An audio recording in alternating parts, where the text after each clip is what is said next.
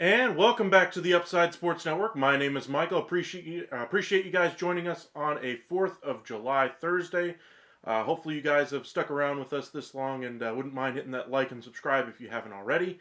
And let's kind of get right into things. We've already had one trade now this week. Aaron Savali getting traded once again, this time from the Tampa Bay Rays to the Milwaukee Brewers for a minor league infielder in return. This marks the second time Savali has been traded in about a year now. So kind of getting things started here at the trade deadline. We knew the Tampa Bay Rays were contemplating selling here at the deadline, and this is the first salvo into that market. Now, they have more arms that they could move. They were decimated by injury before the season even started, with McClanahan going down for the entire season as he recovers from surgery.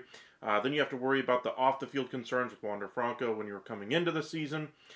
Just things didn't necessarily look as good as they did a year ago if you're Tampa Bay. You knew you were going to have some challenges. You hoped you'd be able to tread water, and they have. But the rest of the division, it just looks too good right now. You look at the Baltimore Orioles, the New York Yankees. The Rays have finally decided to go ahead and make an adjustment here. Now, of course, they could do a little bit of buying and selling. They never really do one thing fully all in. They don't do it, or they don't tear it down to the studs like the Houston Astros or the Cubs did years and years ago, or the Washington Nationals are doing more recently. Nationals look pretty good, by the way, if you haven't been paying attention to them. But back onto the Tampa Bay Rays, they still have more arms that they could move. Fairbanks is one name that's been popping up as of late, and I wouldn't be surprised if they sold a number of their starters or bullpen pieces, as it were. The Rays do a great job of piecing that rotation together every year. They do an even better job of piecing that bullpen together every year, so keep your eyes peeled for what might happen next with the Tampa Bay Rays. Welcome in, Mark. Welcome in, Sarah.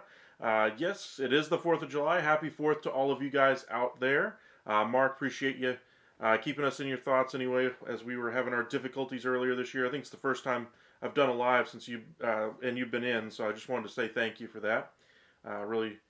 Really good to hear from you guys whenever you guys send us well wishes, those kinds of things. I know everybody has their lives going on, but we appreciate the well wishes.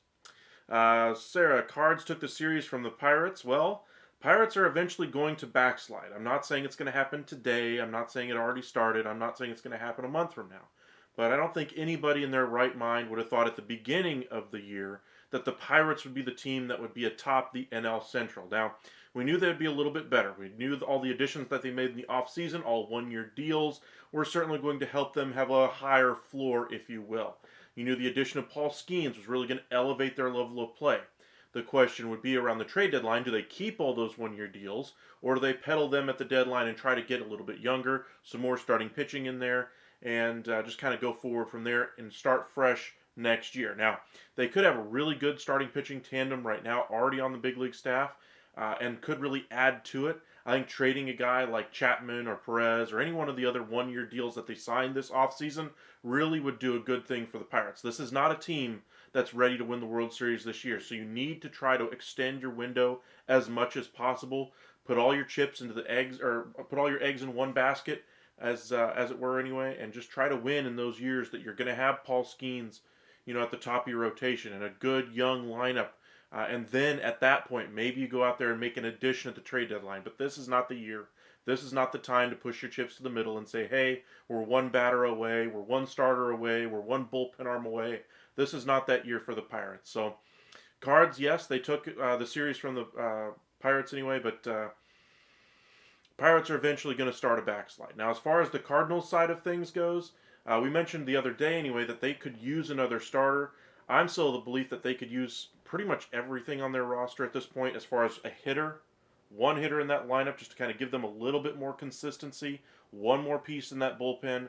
And then at least one more starter. I wouldn't be surprised if they do what the Texas Rangers did last year at the deadline and acquire two starters when you need one. Rangers last year memorably did Max Scherzer, and then everybody thought, Jordan Montgomery, who's this guy? It's just an afterthought. You got too much starting pitching. Well, we saw how that worked out after the deadline for the Rangers. They really didn't have enough starting pitching. They limped all the way to the finish, and finally were able to piece it together at the very end. The best part for them, anyway, for the Rangers, that is that when they did get their guys healthy, when Eovaldi finally got his legs underneath him, it was right when the playoffs were going, and that's when they got rolling. Scherzer was great for them in the month of August, anyway, before he got injured in early September. I think he was pitching to a 2 ERA at the time since he was traded to the Texas Rangers. Rangers seem to have gotten that version of Max Scherzer back, by the way. I don't know if you guys have been paying attention. He has been absolutely filthy since he's returned from injury, and he looks like the old Max Scherzer. Now, a team like the Cardinals would be a team I would keep my eyes on as a team that would fit for a Max Scherzer trade. Now, the Rangers would probably have to eat a little bit of that salary. I'm going to show you guys here in a moment, kind of the MLB, the baseball trade value site that we used in the past. They are now subscription-based, unfortunately, but went ahead and got that for you guys so we could have a little bit of fun.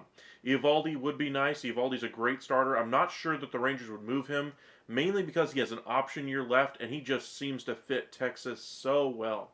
I would have thought that for Jordan Montgomery, but the Rangers didn't have the money at that time. They will have the money next year to be able to keep Eovaldi and extend his deal. They just can't hit their way out of a wet paper bag right now, and that's the only reason why the Rangers could be selling. We focused the other night anyway on how Texas might finally be turning it around, figuring some things out.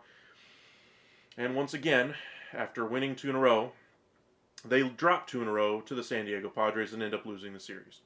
Stop me if you've heard this song and dance before from the Rangers this season. Rangers just can't seem to get out of their own way. Every time you think they've taken a step back, every time you think they've taken a step forward, they take 4 steps back. And they got a little bit of good news anyway on Josh Young. It seems like the swelling and so forth on his wrist is the only issue. There's not a re-break. There's not screws backing out, nothing like that. But they're going to shut him down for a week, let it rest, and then see if he's able to come back. At this point, though, if the Rangers don't get things solved by, say, the MLB All-Star break, say they go 5-5 or 6-5 or whatever their record is right now, around 500, that's not enough to really convince, I believe, the front office that they are in it or that they are out of it, which is exactly where you don't want to be if you're a baseball team. You don't want to be that team in the middle, and that's where they sit right now. They need to make some decisions here quickly. I would expect if they go about 500 until the All-Star break, the only way that they make an addition or stand pat is if this team goes on a run immediately after the break. If they come out of the break and win 6 in a row, then you might have something cooking. If they come out of the break and they're another 500 at best, or dropping a few games here or there, 4-6, something like that, I think it's very likely the Rangers could sell. I don't think the Rangers want to admit defeat, but at a certain point, you got to realize you have plenty of starting pitching that could help. Now, we talked a little bit the other night anyway about how a start, literally one start of 5 innings years ago, helped the I want to say it was the Atlanta Braves who were the recipient of Travis Demeritte, the Rangers' number 20 prospect at that time, for literally one start that he had made that entire season. One 5 inning, 3 run, 2 strikeout, and 3 walk performance resulted in the Rangers giving up the number 20 prospect in their system because they wanted to add starting pitching. There are so few sellers on this year's market, we'll get into those in just a moment, but you can see how starting pitching, even if it's just one guy having a terrible year, puts together one decent start before the deadline, you might be able to get a bag of bones for it. So if you have another starter, say like a former Cy Young winner or a 3-time Cy Young winner who's showing that he's back to his old Cy Young ways, who's already having half his salary paid by another team and might have more of his salary picked up by his current team, that guy might go for a pretty penny. Not sure if you guys can catch all the hints I'm dropping here who might be dealt here. But and he's also said he doesn't want to be on a team that's rebuilding or selling at this point because of his age. I think you guys have figured out by now that's Max Scherzer. If the Rangers do make the decision to sell, as good as Max Scherzer has been in Texas, as well as he's fit into that clubhouse, as well as he fits with Boch and Maddox, I think he would be the first one to admit he would want to move on somewhere else and then possibly re-sign in the offseason with Texas if that ultimately is the course of action the Rangers choose to go. But like I said, we'll dig into some of the teams, see where they stand after another couple days, and just see where we're at. Let me go ahead and get this pulled up for you guys. Alrighty, so where we are at, let me update our sheet here. We'll start in the AL East. Orioles, Yankees still clearly out front. Red Sox 7.5 back in the division. Then you get to the Rays and Jays. Jays are 16 back. We got a headline out today that the Jays, anyway, seem to want to keep Vlad Guerrero Jr., and Vlad Guerrero Jr. says he wants to stay. There's also been headlines in recent weeks that, hey, he doesn't necessarily mind that if he does get traded to the Yankees, that maybe he'd be okay playing in New York.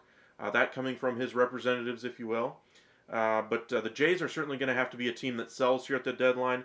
They lost again today against the Houston Astros, a team that's really streaking right now and performing quite well while the Mariners continue to scuffle. Welcome in, Brendan. Appreciate you joining us. Scherzer to the O's would make sense. I would agree with that one. They do need another frontline starter. He would be a lower cost acquisition, I would say, than what Dylan Cease would have been before the season. They seem to not be willing to pay the price for Dylan Cease. It's still going to cost him a pretty penny, but it's not going to cost him nearly what Burns or Cease would have run in the beginning of the year. So I'm right there with you, Brendan. If you guys are new here, make sure you hit that like and subscribe if you haven't already. Appreciate those of you who have already liked the video. If you guys want to follow us over on Twitter or X or whatever they want to call themselves nowadays, at UpsideSN, and you can also find us on Facebook, Upside Sports Network. That's the AL East right now. We already talked a little bit about the Rays, how they have some starters and relievers that they could move, and they've already made the decision that essentially they're a 500 ball club. It's not good enough. They're 4 games back of the wild card, and they still might sneak into the wild card, but they realize this is not their year to win the World Series. The AL Central, the surprise division out of the entire league, I would say. Guardians on top, 54-31, 23 games over 500, have a 6-game lead as it stands right now over the Twins, 7.5 anyway, over the Royals. For the Guardians, Manager of the Year candidate in Stephen Vogt. I think he's getting probably a little bit more than I think even he would have expected in his best dreams, if you would. But they still have a pretty good Twins team that's finally turned the poor start that they had around, and Carlos Correa looks like the former Carlos Correa that we saw with the Houston Astros for the first time, really, since he's been a member of the Twins. They would be my pick still at this point, even with 6 games down right now to the Guardians. They're still my pick to come out of this division. I just really like the way Baldelli, anyway, has kind of circled the wagons there. And I wouldn't be surprised if they made a low-cost acquisition to help give them another arm in that rotation. Now, they made all the trades this offseason and all the, let their arms go out of that rotation to kind of save money. Well, they still might be able to save money and be able to bring in a starter halfway through the season at the deadline. So keep your eyes peeled for what the Twins may add. I'm not expecting a frontline starter, not expecting a guy like Garrett Crochet, for instance, that's going to command a hefty price out there on the market. Royals, 8 games above 500. We talked a little bit about their great start to the year they've had. All the acquisitions they made this offseason. They spent the second most money in all of free agency this year, and it's really paid off for them. I still think they're probably a year away, so if I'm them, I would look to try to sell a piece or two that may not be around after the season and kind of see what I could get. They've really done a nice job of rebuilding that rotation on the fly. Their prospects really haven't worked out in recent memory, so that's why they went the free agency route. You can see the positive returns they have from that, but I'm not sure it's sustainable, at least this year. Now, the pieces they've gotten in trade, the one I keep referencing in many videos, is the Aroldis Chapman for Cole Ragans deal. I mean, nobody in their right mind would have thought Cole Ragans would become a Cy Young type of pitcher. He has been that for the Kansas City Royals since the trade from the Rangers. Rangers gave him a few chances in the rotation, really never grabbed a hold of it, was kind of stuck as the long relief guy in the bullpen. He had up and down performances, periods where he was dominant for 2 months, and then he would be, giving up home runs left and right for another month. He was just inconsistent with Texas, and that was the problem with Texas, especially in that bullpen last year, was inconsistency, and so they thought he was expendable, maybe had reached the peak of what his value was worth. Ultimately, they made the wrong decision. Aroldis Chapman was a good get for them, helped them win a World Series. Absolutely. You would do it again if you're the Texas Rangers, but I think if they had to do it over again, they would have chosen somebody else besides Cole Ragans to be the piece that goes back to Kansas City. Welcome back, Willard. Appreciate you joining us once again. I think the Blue Jays trade to Astros. I can promise you Houston will get him on the cheap with the heavy return prospects in the minor leagues.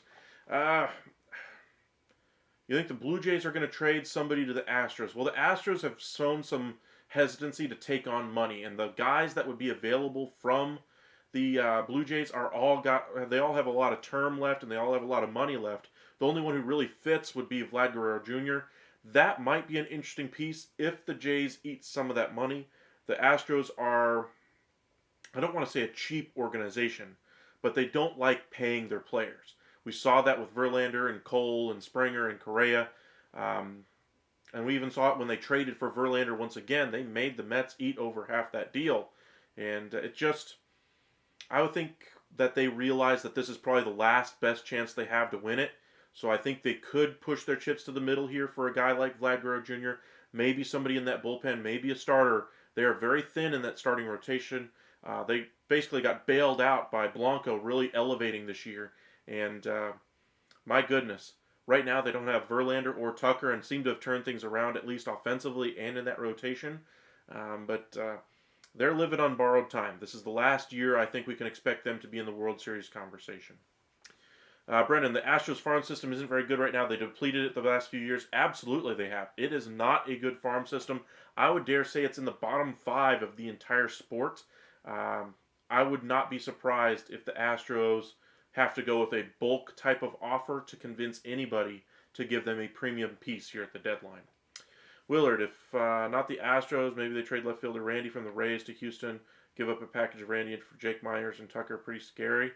Or an outfield of Randy, Tucker and Myers would be scary. It would be scary, sure, but Rosarania hasn't been great this year. You might be able to get him for a song, in which case I think the Rays probably hold on to him anyway and maybe try to deal him after this season when his value is a little bit higher. I think there's other pieces out there like Scott who would be a good addition there as well.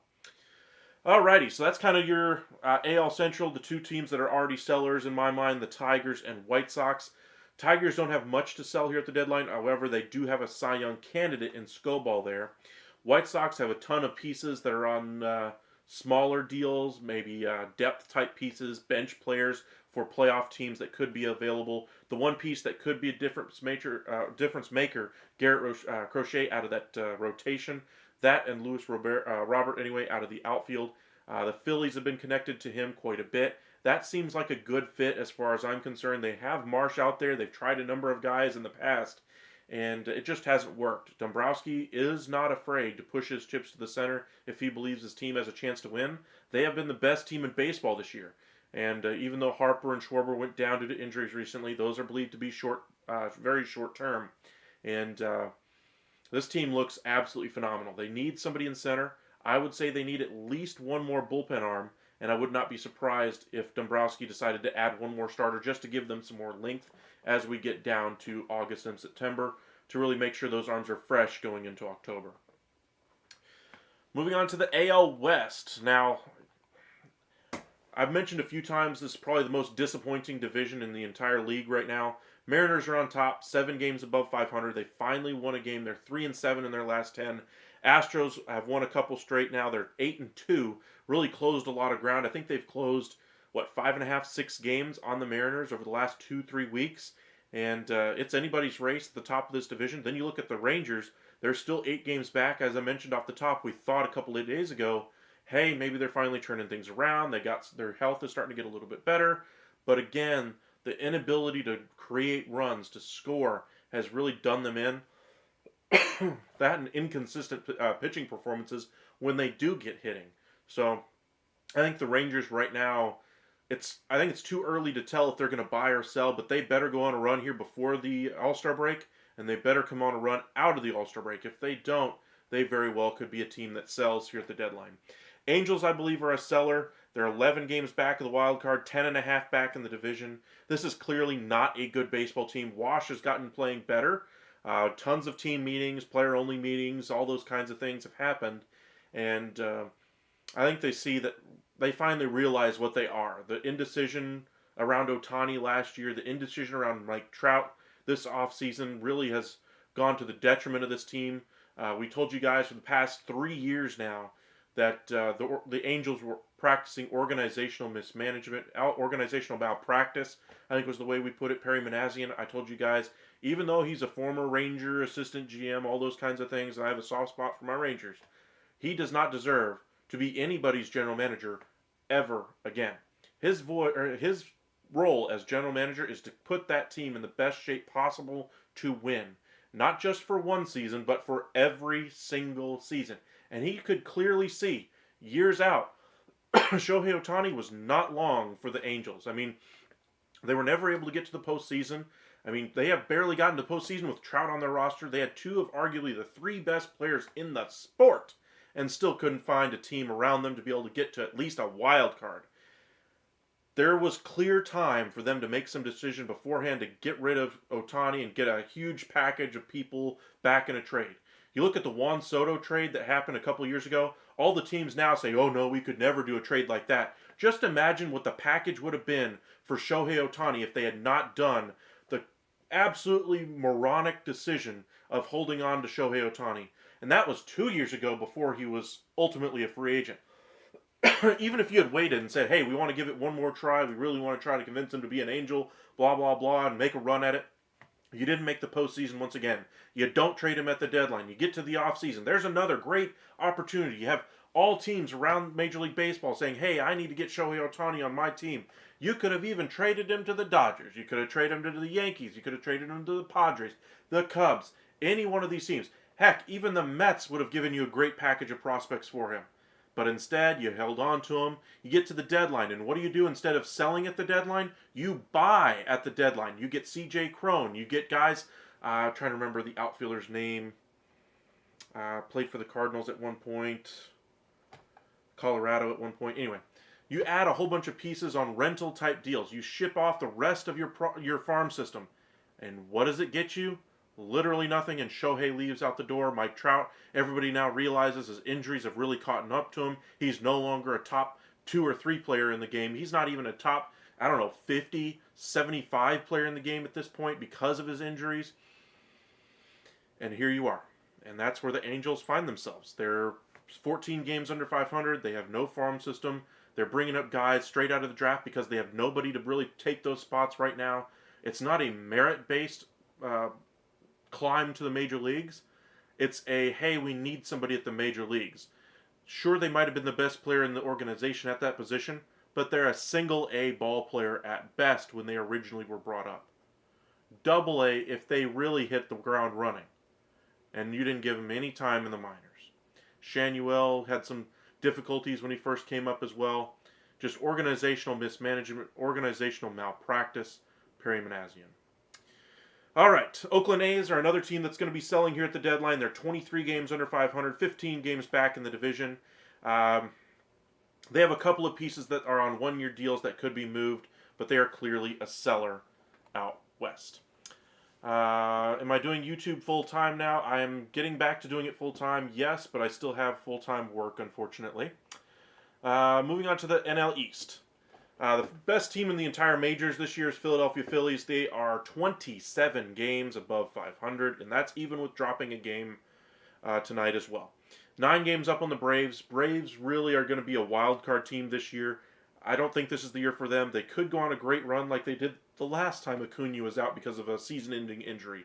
They could add somebody to that outfield, add another starting pitcher. They could make a run and do that. More than likely, though, they are going to get stomped when they do finally get to the postseason because their offense really hasn't come through, much like the Rangers this year. But they still have enough pieces that are performing well enough that they still might be able to get one of those final wild card spots. But right now, Phillies are the class of the NL East. The Mets have played well. They're the second best record in June anyway, but they still find themselves a game under 500. And I think they would even agree with us that they're not exactly a World Series type of team. They still have some pieces on this roster that could be moved at the deadline, most notably Pete Alonso. We'll be curious to see what happens there.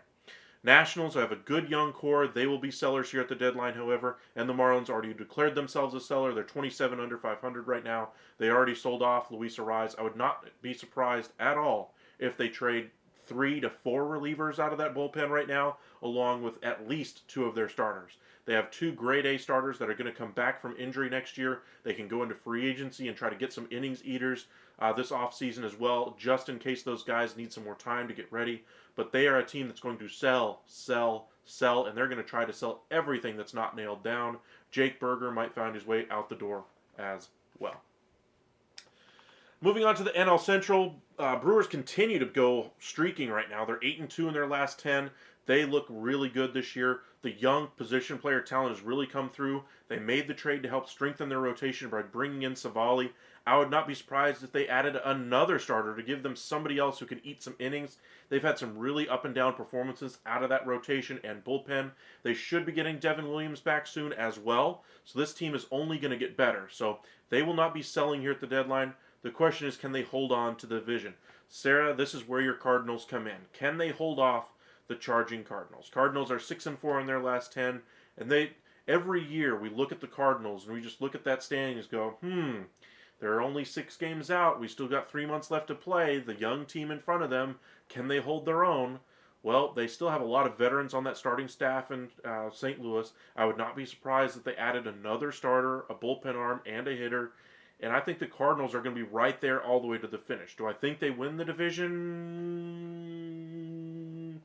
Right now, I'd say it's more of a toss-up than it was, say, a few days ago, just because I really like the acquisition of Savali, and it doesn't look like they're done adding there in Milwaukee. But I would say the Cardinals still have a pretty good chance of getting this division, or at least a wild card spot. Reds, they're 6-4 in their last 10. They're on a 3-game winning streak. They're, however, 3 games still under 500. Up and down performances by a lot of their staff and position player group and their bullpen. They're still just a young team. This is a team that needs to get to the wild card round and at least get a taste of that, and hopefully those players next year can find a greater level of consistency. That being said, will they add here at the deadline? No. I think more than likely they could spin off one of their veterans or so forth if somebody has interest, and maybe bring in somebody else on the cheap and just see if they can kind of piecemeal this thing around the edges just a little bit. But they want to keep that core together. That looks like it should be a good one. Pittsburgh Pirates, as we mentioned earlier, they have a lot of good young talent, position player-wise, coming. They have a couple of good starters now, controllable starters at the major league level. But do they have enough to really win the division, win a postseason series, to win the World Series? Absolutely not. And I think that's where the rational minds in that front office say, hey, we've got Aroldis, we've got Perez, we've got other players that are on one-year deals. We need to spin those guys off, get the assets for them. And hey, if we back into a wild card spot, fantastic for our young team. If we don't, oh well, we still set up for the next 6+ years of having Paul Skeens as our number 1 pitcher. So they're looking good for the future. They should be a seller here at the deadline. The big piece that they could move is David Bednar. I would hope they move him just because he's the one piece they could move that they could get a pretty penny for. but we shall see. Cubs have not played well this year. 8 games under 500, 12 and a half games back. Craig Counsell as the manager there. You can't really put it all at his feet. There's a lot of poor performances going on the field, and this to me was a very incomplete team coming into spring training. I didn't like the way this team was built. The only real pieces I loved on this roster were Suzuki anyway and Dansby Swanson from a position player standpoint. Outside of that, I mean, you got Bellinger on a long-term deal now. I don't really see the vision, I guess, of what this front office was hoping this team would look like. They needed to add starting pitching, and they didn't add enough as far as I'm concerned. They're still probably a starting pitcher or two away from me from being a serious wild card or even division challenger. Welcome in, Tino. What about the Guardians? We mentioned them just a minute ago, but I'll refresh you. Stephen Vogt, manager of the year so far in the American League. Really like what they've done, but I'm not expecting them to necessarily run away and hide with the division. I think the Twins are going to gain on them. I think they will add at least one more starter to help eat some innings in that Twins rotation, and it's going to come right down to the end for the Guardians and Twins as to who wins that division. If they had Shane Bieber in that rotation, I'd feel a little bit better about it. He's out. He hasn't really been able to perform the last couple of years, but it would have been one more consistent arm that they could have gone to down the stretch. We'll get into that in just a minute, Willard. We'll get into some specific trades here in just a minute. Let's go ahead and finish up the NL West. Dodgers right now are running away with it.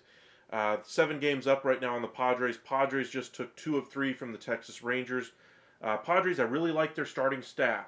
Michael King, Musgrove, the whole group there.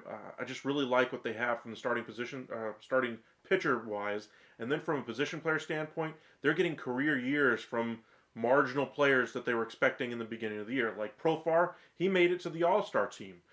Merrill has performed well at the major league level, and they're doing this without having Fernando Tatis right now in their lineup. They should be getting him back after the All-Star break.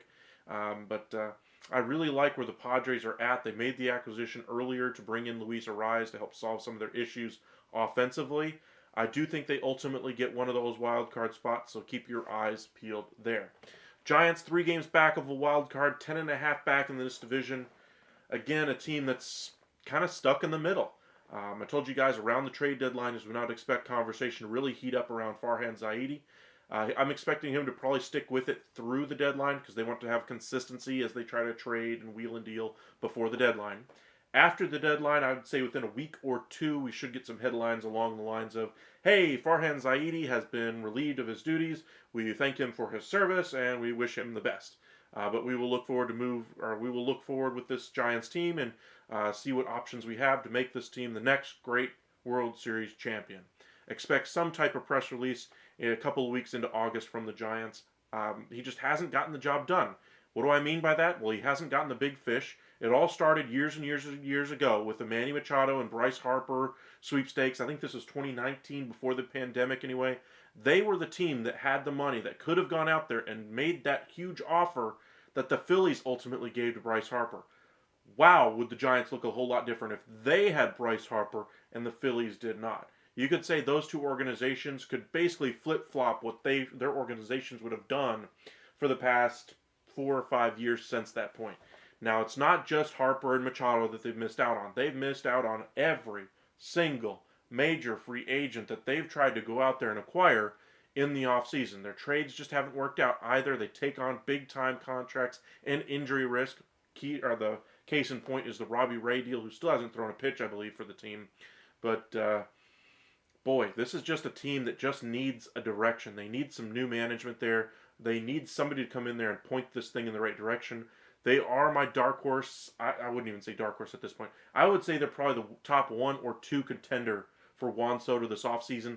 I'm expecting a massive payday for Juan Soto. If he stays with the Yankees, I think he probably takes a little bit of a discount, but I don't think he will.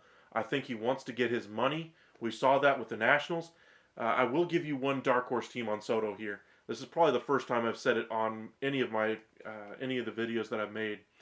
The one dark horse team for Juan Soto,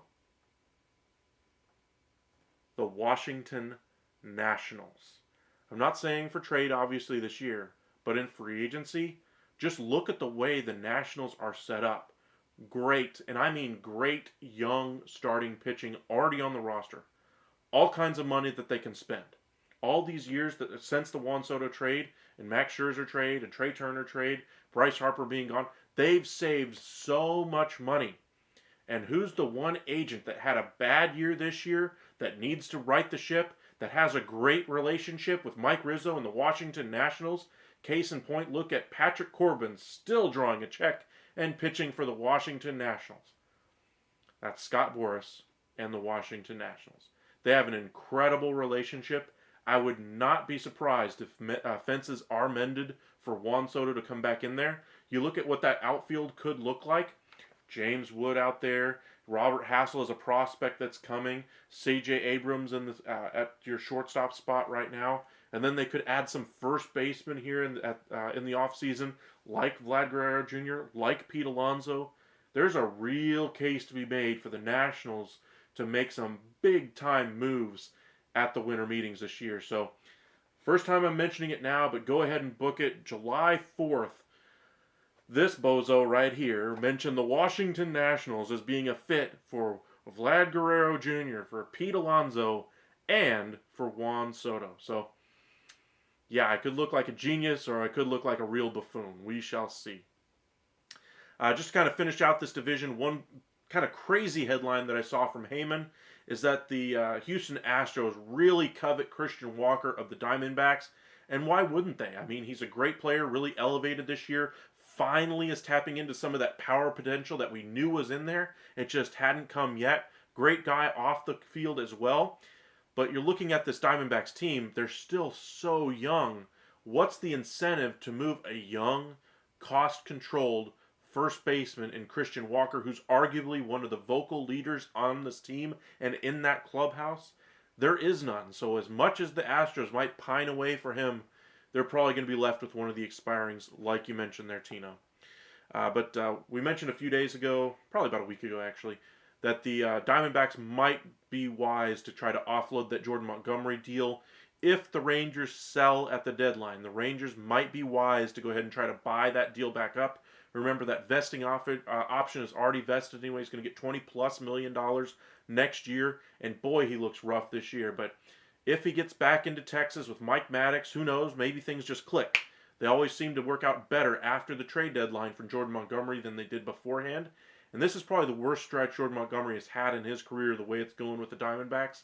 They have so much good young starting pitching and already being paid starting pitching on that roster as well. In Eduardo Rodriguez, who they paid this offseason as well. He's coming back from injury right now. They should be a pretty good team. I think they have a chance to get in there at the wild card spot, but they would be a team I would keep my eyes on to both buy and sell at the deadline. Rockies, no need to really discuss much here. They will be a seller. The catcher really is the one piece most teams would covet. Alrighty, Tino, if the Angels are willing to trade Trout, Giants need to try and go after him or Vlad Guerrero Jr. Okay, I like where your mind's at, Tino, that they need to be aggressive and they need to add. I would say those are the two pieces I would not go for here at the deadline. They aren't a good enough team to really throw in all their chips for rental. Now, if you're Farhan Zaidi and you're just trying to save your job and make it to a wild card, I guess, but that's not in the best interest of the Giants. And if he tries to do something like that, and I'm the ownership group with the Giants, I go ahead and say, we'll go ahead and get this done ourselves. We're going to go ahead and relieve you of your duties before the deadline so you can't make those moves. Now, if they go out there and try to get somebody who's cost-controlled, somebody who's got a few years left on his contract, that might be a little bit more enticing, especially considering the Giants just aren't a great team this year. Helio Ramirez is probably the one piece that's overperforming right now. Outside of that, I mean, everybody else is pretty much in line with their career norms. I would be surprised anyway if they went into the rental market. Now, if they get a bargain on somebody, if they only have to give up their number 29 prospect or whatever the case may be, then okay, maybe. But at that point, it still has to be worth it for me to give up a prospect, a decent prospect for a rental when you're not a great team already. If you do make that acquisition, you're still probably going to get bounced in a wild card round. There's no guarantee you even win a playoff series, let alone win the World Series. But I understand how teams look at the Diamondbacks last year and say, who would have thought they would have made the series? Well, pretty much nobody aside from the Diamondbacks fan base thought they would have gotten there. It was a little bit of a crazy year to say the least, as far as the Dodgers stepping back as far as their investment on the field and so forth. But this ain't that year. The Dodgers have really made an all-in commitment on the field to try to win this year. You have probably the best team in baseball in the Phillies. The Braves are still sitting there, and then you got the young upstart Brewers and Cardinals who have all that experience sitting there on those, sitting there ahead of you. And then you also have the Padres in there. I just love their situation better than the Giants as well. I just don't see the Giants going in the rental market to try to get above one of those teams, because I don't think there is a rental that you could go and get that would make that big of a difference that you might win a round or two or win the series. So as much as those Diamondbacks might have given everybody hope out there that just get in and you might win, I think that's a little bit of fool's gold there. I think they got the great break anyway as far as how things set up for them, both from a starting pitching standpoint and from the Dodgers really not trying to necessarily win the series that year. But, you know, anything can happen, I suppose. It is sports. That's why we play the game, as they say. But that's kind of where we sit with our standings. We'll go ahead and kind of flip over to our trade value site here. Appreciate you, Tino. Thank you guys for joining us. Got a few of you guys in here now, 10 plus. If you guys wouldn't mind hitting that like and subscribe, really appreciate you guys spending some time with us here on the 4th. Hopefully you guys got to enjoy some fireworks. So I have it up here on the Texas Rangers because they're probably the most interesting case when it comes to starting pitchers that could be available here at the deadline. I'll flip it over here to the standings real quick just so you guys can kind of see who might be buyers. Clear buyers are going to be teams like the Dodgers and Padres, teams like the Brewers and Cardinals, teams like the Braves and Phillies, teams like the Astros and Mariners, teams like the Twins and Guardians, teams like the Orioles and Yankees. Those are going to be your buyers here at the deadline. And pretty much everybody in some form or fashion needs a frontline starter, a innings eater, middle of the rotation starter, somebody who can start a playoff game, game 3, game 4 for you, or somebody who can just take some relief off of that rotation. The Phillies are the case for that one. But looking at what these starting pitchers could do, let me get this position correct for you guys. You can see where the Rangers have their value. I got it on the opposite end of the surplus because those are probably going to be the ones the Rangers are most willing to move, if you will. Nobody's going to take DeGrom. I don't think the Rangers want to trade him anyway. I think they want to see what they got. But Max Scherzer, he was the one we mentioned earlier in today's video. He might be the pitcher, if they sell, that might be the first one to move. Reason being, he's 40 years old. His contract's expiring. Already half of it's being eaten by the Mets, and the Rangers would be, I'm guessing they would like to recoup some of that prospect value back. I don't think they would get all of the Acuna value back. He was a top 50 prospect at the time? I can't remember. But they also got the Mets to eat $20 million of that when Scherzer was not pitching well. He's pitching great right now. And as long as he stays healthy up into the deadline, he could command a decent package. I'm not saying it's going to be a two top 100 prospect package, but if he's performing at this level, it could get darn close to that. We might get at least one top 100 guy in there if he continues to perform at this level. Sorry if you guys are hearing the fireworks go off behind me, but I can hear him shooting them off outside anyway. All right, Maile also not going to be available, just getting back from injury anyway. This is why the Rangers could still sell at the deadline and have enough starting pitching to still compete in that division to try to win it. With DeGrom coming back and Maile coming back, those are guys that you could expect to make a difference for you guys there. Heaney, guy that the Rangers just really seem to love. They just love his stuff. That's why they moved Dane Dunning to the bullpen, even though Dunning's pitched better over the last year and a half than Andrew Heaney. But Heaney's got that stuff, and he's got a half year left on his deal. He's going to be commanding probably a little bit of a raise if he continues to pitch as well as he has so far this year. I would like to see what happens with the Rangers surrounding Heaney, because he seems to be one of the darlings of this pitching or this coaching staff. They might try to extend him before the year instead of trying to trade him. But he would be one of the key pieces I would look at here at the deadline if they decide to move him. As far as the rest of the starters anyway that they could move, we'll go to the other end of the spectrum here.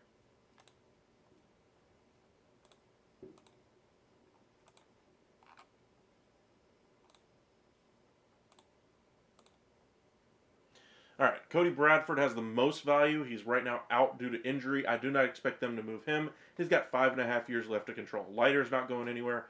The one who could move here is John Gray, who proved he could do it both in the rotation and out of the bullpen in a World Series game. He's been roughed up a couple of times now, most recently anyway, but he's a guy that I expect to kind of straighten things out. Usually when he has a couple of tough games, walks are the part that usually gives him the trouble, and the long ball. He just needs to figure those two things out, and usually it takes him about 3 or 4 games, and then he settles right back into a consistent groove again. So I'd expect his next couple of starts to get a little bit better, and his price to go up as we get closer to the deadline. 6.2 is a surplus value right now, according to baseballtradevalues.com. Not going to command a great package, but might be able to net you a couple of decent prospects, maybe borderline top 100 guys, but I don't think anybody on the top 100 would be traded for John Gray. He does have a year and a half left to control, so maybe because of the extra control, a team might be willing to do something like that. But I think the Rangers also value his versatility coming out of the bullpen because he proved he could do it in a World Series setting.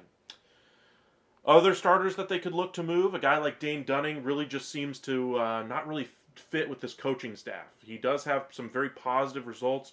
2.5 years left. I think his value on the market is probably better than what it is to the Texas Rangers. And so I think there's a decent trade that could be had there. They moved Dunning to the bullpen right now. I think for somebody that's looking to add to their rotation, say a team like the Pirates, who's not looking for this year but is looking for future years, somebody who could eat some innings, be a number 3 or 4 type starter for them, that's the type of pitcher Dane Dunning is. And when he's right, he could be very well an upper level number 2, lower level number 1 for you on his best day. But if he continues to improve his strikeout numbers and get trust within that coaching staff wherever he gets traded to, I think his career could really take off, much like Cole Ragans did when he left Texas. Michael Lorenzen is another guy that's a surefire guy that's going to be traded here at the deadline if the Rangers decide to cash in their chips. He's got a half year left. He's an expiring deal right now anyway. He's pitching probably the best out of these options aside from Max Scherzer. And he's already used to being traded at the deadline. We saw him kind of get overtaxed, if you will, with the Phillies and the no-hitter and all that kind of thing. But he's another guy who's gotten some consistent performances under his belt and knows what's up. He knows how to get through a trade deadline. He knows what it's like to get through, the emotions, the up and downs of getting traded now.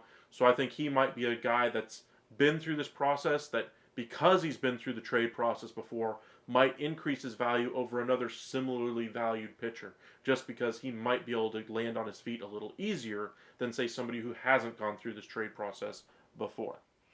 Owen White, another pitcher to kind of keep your eyes on. I don't think the Rangers really trust him at this point.